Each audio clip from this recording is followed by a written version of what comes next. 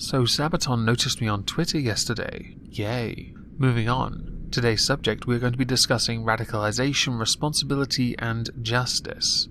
This all centers around an article I saw on the Daily Mail, where British jihadis who had children while fighting for the Islamic State should be allowed to return to the UK with their families, says university lecturer. Now we will of course get further into this and this lecturer's view, but you have set out a very basic parameter in the title that tells me the lecturer has decided those with kids should be there for their children, which is of course wrong. They have gone to fight for terrorists.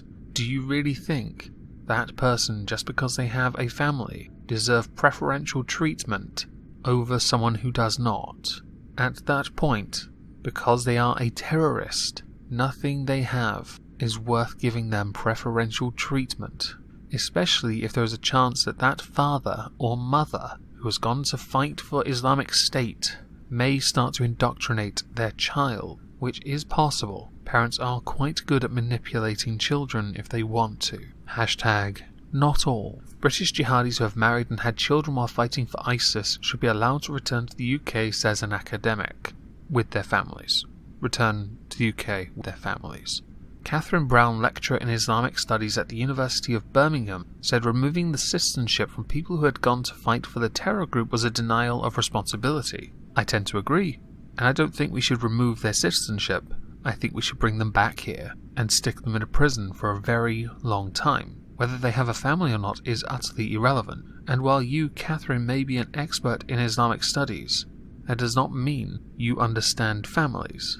You do not understand communities in this country that are thought of, and I don't think they help themselves here, as a group that don't do much to tackle extremism or terrorism within their own culture or communities. I'm sure there's no one culture truly in charge of an entire community. Cough cough. Sarcasm. Giving a talk at the Hay Festival about Muslim women and radicalization, she said, "We have a responsibility for people who've done the things they've done. This means bringing them to justice and helping them as citizens."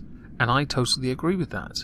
We should bring them to justice, but there is a problem. I would like to complain about two things. One is the EU courts, which make it virtually impossible for us to get rid of extremists, Muslim extremists that go or belong in other countries, because they believe they will be victimized, persecuted, or harmed in some way by the country that we wish to send them back to.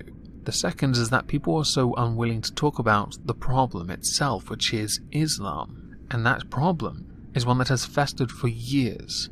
It has gotten to the point where people are afraid because they think they'll be labelled Islamophobic or racist. It is why grooming gangs have gone unchecked for many years. Not all, of course, some were non-Islamic related, but it cannot be denied that the unwillingness to talk about Islam or treat it as a problem in the cases where it is an obvious problem, like in the case of ISIS, and then claim it as something to do with this country's responsibility, when we have done and introduced strategies and policy to tackle extremism, simultaneously not talking about the root cause of the extremism, is astonishing, by the way. Miss Brown also said Britain could deal better with the problems of Islamization among young people by allowing them safe spaces to talk openly. I am all for giving people a space to talk openly. The problem is you're talking about a very regressive religion that won't allow that. And those people that would then talk openly would be afraid. They'd be afraid of what other Muslims, quite conservative Muslims, not the very supposedly liberal Muslims that are somewhat tolerant. Hashtag not all to both, of course. I've said that a few times. I'm going to start saying hashtag not all now. But I think you will get my point. It would not work because people would see it as a way of perverting the religion or manipulating the Muslim. But I am all for the idea of giving them a space to try and talk openly about radicalization, extremism, and where the ideas have come from and why so many people are unwilling to talk about it. I will happily, if people want me to, make an entire video listing off every single goddamn reason, fake goddamn reason, why Islam is bad and why it breeds extremism, why that religion cannot work in the West. Although I think, has Sargon already done this? If he has, I'm not going to do it. Or maybe I will, but just put my own little spin on it by being extra boring. She said, Current anti-terror strategies stifled debate because teachers had a duty to report comments made in schools. Are you sure it's just the anti-terror strategies that stifle debate? Or the complete unwillingness to discuss the root causes of the problems? The best example of people being unwilling to talk about problems with Islam, the best one I can give you is one I have stated before, is where David Cameron said Muslims in this country had to do more to tackle radicalization within their communities, to which Baroness Vazi just called him ignorant, which doesn't address the problem. Now, of course, if anyone's read the news recently, people will have noticed while the Labour Party have been accused of anti-Semitism, and rightly so for not tackling it, the Conservative Party have been accused of Islamophobia, and are not tackling it. This is all rather interesting, isn't it? You have two parties that don't like two faiths, apparently. The evidence is pretty damning, to be fair. And it's hardly surprising no one's doing anything about it at the same time, because you've got Jeremy Corbyn and Theresa May in charge of those parties, both of whom are weaker than soapstone. Now, over the last 8 years that I've taken any remote interest in politics, I have paid close attention to the supposed dealing with extremism bills and strategies brought forward, and I think it wise to address the most recent one brought forward by the UK Conservative Party. It was certainly referenced in their manifesto, so it would be wise to address what they are doing now, along with the policy they still support.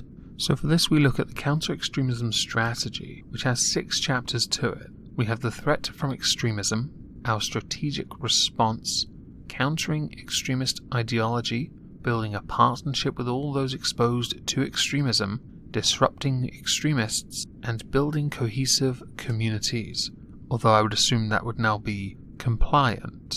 If anyone else like me is a Warhammer 40,000 buff, that would sound an awful lot like the pre-heresy Great Crusade for the Emperor. So for the first chapter, it basically summarizes what British values are, and then goes on to explain what the immediate threat is to our country, which included as its greatest threat the global rise of Islamist extremism, where it lists a few attacks, and then moves on to neo-Nazis, which seem to take up a lot more space than that of the Islamists, which actually I find quite astonishing considering the number of Islamist attacks compared to neo-Nazis.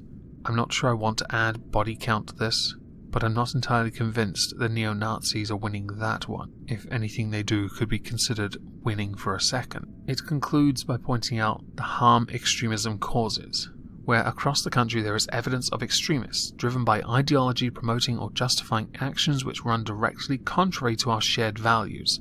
This causes harm to society in general and is used to radicalize vulnerable people. Increasingly, extremists make sophisticated use of modern communications, including social media, to spread their extreme ideology and attract recruits in large numbers, which is why Theresa May tried to introduce a law that would clamp down on the internet.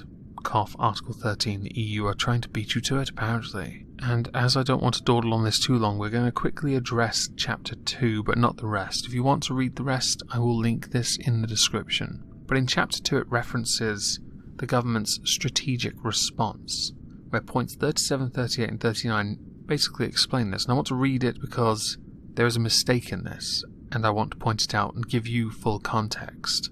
38. That's the one we're going to focus on. That is why the government has introduced the new statutory prevent duty, so all local authorities, schools, universities and colleges, NHS trusts and foundation trusts, police, probation services and prisons are clear that they must take action to prevent people being drawn into terrorism. What a load of bollocks. I assume the majority of you have seen the video done by Sargon of Akkad detailing UK prisons and extremism. If not, I'm going to play a relevant clip now and end the video with that. So I hope all of you have a lovely day, a Monday, and thank you all for listening. From the Combating Terrorism Centre at West Point, where they discuss the danger of prison radicalisation in the West. They start by observing that in Muslim-majority countries, a number of prominent jihadists were radicalised, at least in part, in prison, including Zawahiri and Zarqawi, the men responsible for the Islamic State. And this is, of course, happening in prisons in the West as well, particularly the United Kingdom, which has seen more homegrown terrorist plots and consequently more terrorist convictions than any other Western country. Extremists whose path towards terrorism began in European and US prisons include numerous high-profile terrorists. So how are these people being recruited? Well, proactively. New convicts, Muslim and non-Muslim alike, typically arrive in prison feeling insecure, uncertain and afraid. In the United Kingdom, some imprisoned Islamists have adopted a proactive strategy to capitalise on this uncertainty by offering food, friendship and spiritual support to new arrivals in prison. For example, one former prisoner in London's Belmarsh prison, the United Kingdom's main prison for convicted and suspected terrorists, has written that on the day he arrived, he was approached by some terrorist detainees.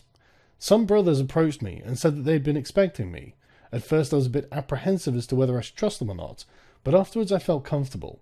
One of the brothers, mashallah, he packed some fruit and chocolate in a bag and handed it to me before I went back to my cell.